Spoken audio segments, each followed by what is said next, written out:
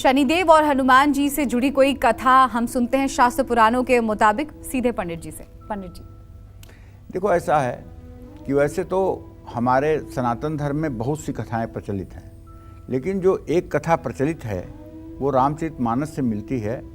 उलट पुलट कपि लंका जारी, कूद पड़े पुन सिंधु मझारी। जब हनुमान जी लंका को जलाते हैं और लंका जलने लगती है, तो लंका तो सोने की थी, इतना जल्दी तो जल नहीं सकता है सोना की वो कोई मतलब कि जलने वाली चीज़ हो, बहुत तेज़ी से जलने लगे। वो उलट पुलट का मतलब कि हनुमान जी ने कोई लंका को ऐसे ऊपर से नीचे नहीं पलट दिया था कि उसका जो है मुंडेर नीचे आ गया और नींव ऊपर चली गई, ऐसा कुछ नहीं उन्होंने थे, उल्टा पुल्टा था। उलट पुलट कपि लंका जारी। यहाँ गोस्वामी तुलसीदास जी लिखते हैं कि रावण ने शनि को बंधक बना दिया था और शनि के पैर को ऊपर करके बांध दिया था और शनि का मुंह दीवार की तरफ था और पीठ जो है लंका की तरफ थी। हनुमान जी के समझ में आ गया, हनुमान जी ज्ञानी नाम अग्रगण्यम है, ज्ञानियों में अग्रगण्य हैं, तो हनुमान जी के समझ में आ गया कि बिना शनि के दृष्टि से लंका नहीं जलेगी। हनुमान जी ने जा करके शनि का चेहरा लंका की तरफ कर दिया, शनि की आंख लंका की तरफ उन्होंने पलट करके कर दिया और लंका तुरंत राख हो गई। शनि की दृष्टि पड़ते ही लंका राख हो गई और हनुमान जी ने उनके बंधन को छोड़ दिया और वो जा करके समुद्र में कूद गए स्वयं हनुमान जी। तो शनि देव ने ये वचन दिया हनुमान जी को कि जो भी आपके भक्त होंगे, जो आपका नाम लेंगे, जो आपका गुणगान करेंगे, जो आपकी सेवा करेंगे, उन्हें मैं कभी नहीं सताऊंगा। और यदि मेरी पीड़ा उनको मिल रही होगी और आपकी उपासना शुरू करेंगे तो मैं ड्रॉबैक हो जाऊंगा, मैं पीछे हट जाऊंगा, उन्हें मैं पीड़ित नहीं करूंगा। और तभी से ये त्रेता युग से ही शनि उपासना करने वाले लोगों के लिए हनुमान जी की उपासना वरदान बनी हुई है। हनुमान जी की उपासना 7.5 में, ढैया में, महादशा में, अंतरदशा में, प्रत्यंतर दशा में जब भी आप करेंगे शनि के प्रसन्न करने के लिए हनुमान जी की उपासना, तत्काल आपको चमत्कार समझ में आने लगेगा। क्यों? क्योंकि कलयुग के प्रत्यक्ष देवता हैं हनुमान, कलयुग के प्रत्यक्ष देवता हैं हनुमान। बस हनुमान की उपासना करते समय बस एक चीज का ध्यान देने की जरूरत है।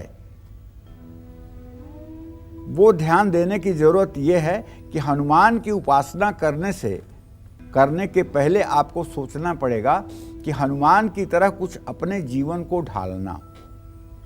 हनुमान जी के जीवन की क्या खासियत थी? एक तो हनुमान जी बुद्धिमान थे, तो चलिए बुद्धि तो आपको भगवान से मिली होगी तब ना, नहीं मिली होगी तो कोई बात नहीं। दूसरी बात, हनुमान जी सात्विक जीवन जीते थे और हनुमान जी सदैव अपने इष्ट का ध्यान करते थे। तो आपको भी चाहिए कि हनुमान जी को सतत याद करें, अपने सुख दुख में हर समय हनुमान जी का स्मरण करें और जब भी आपको फुर्सत मिले तो उनके नाम का संकीर्तन करें, उनका गुणगान करें, उनके पुरुषार्थ का स्मरण करें, तो निश्चित रूप से शनि पीड़ा से पूर्ण रूपेण मुक्ति मिल जाएगी, इसमें कोई संदेह नहीं है। संकट से हनुमान छुड़ावें, मन क्रम वचन ध्यान जो ल्यावें। तो कहने का मतलब है कि अगर संकट से मुक्त होना है तो हनुमान जी को याद करिए, ये कलयुग के प्रत्यक्ष देवता हैं। और कई बार मैंने कार्यक्रम में बताया है कि हनुमान जी की जब भी कोई याद करता है तो हनुमान जी प्रत्यक्ष आ जाते हैं किसी न किसी रूप में। आज के 40-50 साल पहले की एक कथा आपको बताता हूँ, सत्य घटना है। पहले गाँव में बैलगाड़ियाँ चला करती थी, तो एक खेत की सिंचाई के लिए एक नाली बनी हुई थी पानी की, जिसमें पानी जा रहा था और बैलगाड़ी वाले ने उसी में अपनी गाड़ी कुदा दिया। गाड़ी का दोनों चक्का जाकर के नाली में फंस गया। बैल पूरा जोर लगा रहे हैं, गाड़ी नहीं निकल रही है और गाड़ीवान बैठ के हनुमान चालीसा पढ़ रहा है। 1 घंटे बीत गए, कुछ नहीं हुआ, गाड़ी नहीं निकली। एक बुजुर्ग आए, बोले भैया आपकी गाड़ी 1 घंटे से फंसी है, आप कुछ कर नहीं रहे हैं। कहन आपको दिखाई नहीं दे रहा मैं कुछ नहीं कर रहा हूँ? कहन आप क्या कर रहे हैं? कहन हनुमान चालीसा पढ़ रहा हूँ। कहन तो हनुमान जी ने भी तो लंका पर जा कर के जो है केवल हनुमान चालीसा थोड़ी पढ़ा था, उन्होंने भी तो कुछ पराक्रम किया था, कुछ उलट पुलट किया था। आप नीचे उतरिए और एक चक्का आप पकड़िए, एक चक्का मैं पकड़ता हूँ, आपकी गाड़ी निकल जाएगी। तो उसके समझ में आया, उतरा और एक चक्का उठाया अपने, एक चक्का दूसरा वृद्ध ने उठाया, गाड़ी आगे निकल गई और वृद्ध वहाँ से लापता हो गए। तो कहने का मतलब यह है कि हनुमान जी छोटी छोटी बातों में भी अपने भक्तों का कल्याण करने के लिए पहुंच जाते हैं, इसमें कोई संशय है ही नहीं है।